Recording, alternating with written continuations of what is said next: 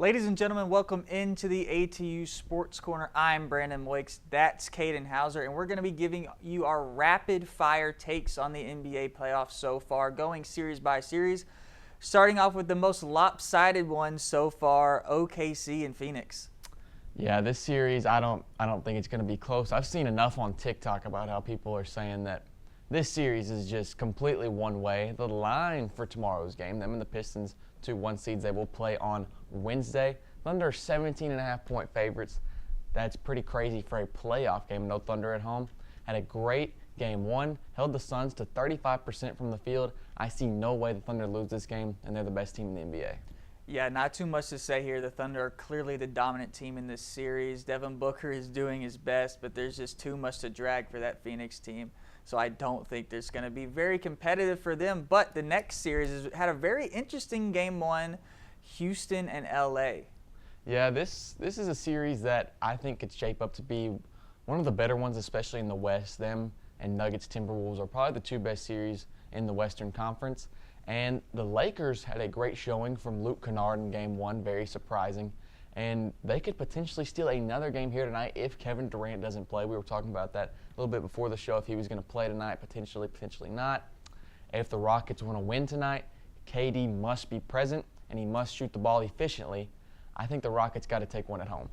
Yeah, lots been made about the Lakers' injuries, but to be honest with you, I think the team that's been more affected by injuries in this series so far is the Rockets. Durant missed game one along with Steven Adams and Fran VanVleet, who are not going to be playing at all in these playoffs. But Durant, like you said, has to come back for this team to really compete.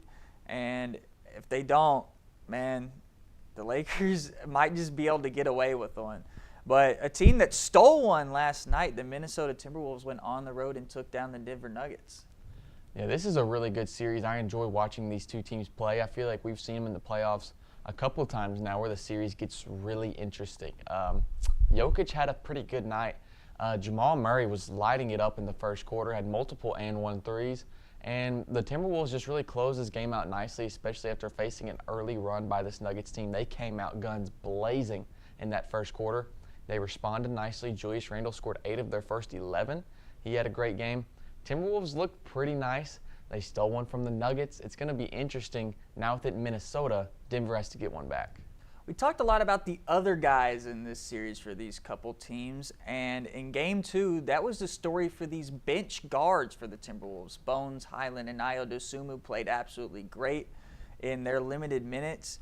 And for the Nuggets, Jokic needs to be more aggressive scoring the ball offensively, in my opinion. Jamal Murray's been very good in that facet, but whenever the other guys don't have it going as much, Jokic has to be that dude for them. And that moves us on to the last Western Conference series, Spurs and Portland. Not a great game one. No, and I mean, if you're Portland, you're going against a freak of nature in Victor Wembanyama. There's only so much you can expect from Donovan Clingan and the other Portland bigs who's facing Wembanyama, and then followed by these great guards in the backcourt for San Antonio. Only so much you can do. Danny Avdija is doing all he can for that squad, and there's really not too much you can expect. I think the Spurs take this series, especially within 5 games. I think they could take it in 4, and they just look pretty dominant. Yeah, the Spurs looked great in game one. Portland had a really tough time scoring the basketball. Drew Holiday, especially 4 for 15 from the field. I expect to see more from him in game two, especially if Portland wants to keep this series competitive. Scoot Henderson, I thought, did play very well in his minutes in this series. He's been banged up throughout his entire career. A lot was made about the matchup of Scoot and Wemby, but I do like to see Scoot succeeding in some fashion, even if his team isn't having the most success. He's a guy I've really believed in a lot since his career started. I know a lot of people gave up on him. I like to see the success. But that takes us over to the Eastern Conference, where we had a 1-8 upset. The Orlando Magic took down the Detroit Pistons in game one. Yeah, this was really surprising. The Magic winning this game was something I would have never had on my scorecard, especially in Detroit. And I didn't even think the Magic were going to make the playoffs. I thought the Hornets, they looked phenomenal to finish the regular season and got a really good draw in that final play-in game against the Magic. And, I mean, they just got the brakes beat off of them in that final playoff game. It wasn't even close. I checked the score. They were down by 30 at halftime, it feels like. Paulo Banchero is playing really good basketball, and that's what you love to see as an Orlando fan. He had 23 in that first game. And Detroit, you have Cade Cunningham back. He scores 40 39, close enough. And that's not enough to win at home. That's very worrisome if you're a Pistons fan. Yeah, K was incredible. He had 39, like you said, but Jalen Duren, man, he got his lunch money stolen by Wendell Carter in Game 1, and he wasn't the only one. Tobias Harris was awful from 3. Danis Jenkins didn't play as well as he needed to, and if those guys are going to get outplayed by the likes of Jalen Suggs and Anthony Black and Goga, I have a hard time seeing the Pistons living up to that 1 seed in this series. I still think they can get the job done, obviously, but it might be a little bit of a disappointment in round 1 if those guys can't get up to speed. But the 4-5 matchup has been very lopsided, not unlike 4-5 matchups have normally been with the Cavaliers and the Toronto Raptors.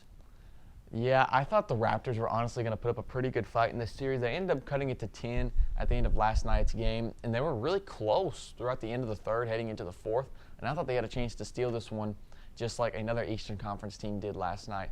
But the Raptors unfortunately couldn't close it out. James Harden is playing really good playoff basketball. He had 28 points, 5 rebounds, 4 assists. He had 5 turnovers, matched that with 5 steals, though. So Harden showing himself in the playoffs. It's been great. Donovan Mitchell also having a great series so far.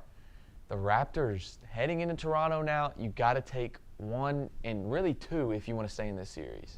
Yeah, the Stars have been really good for Cleveland, but what hasn't been good for the Cavaliers is the bench. They really have not performed very well at all, and I think that will be the opening if the Toronto Raptors want to get back into this series. But if they want to take advantage of that opening, Brandon Ingram just has to be better. He has not been good for the first 2 games of this series. 3 for 15 from the field in Game 2, and it was absolutely putrid offensively in general, but especially in that second half, he felt like he was scared to even shoot the ball. That can't happen. He needs to be the leading scorer for these Raptors if they want to have a chance, and he's just got to get it going. But talk about a guy getting it going. C.J. McCollum last night for the Atlanta Hawks pull off a little bit of an upset in New York.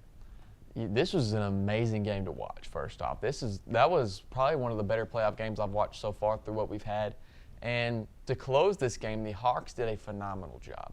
C.J. McCollum missed those 2 late free throws, and he really harped on that in his post-game interview on the court. And it was like, man, I really should have made those. So seeing that accountability after having a huge game like that, you'd love to see it from the veteran.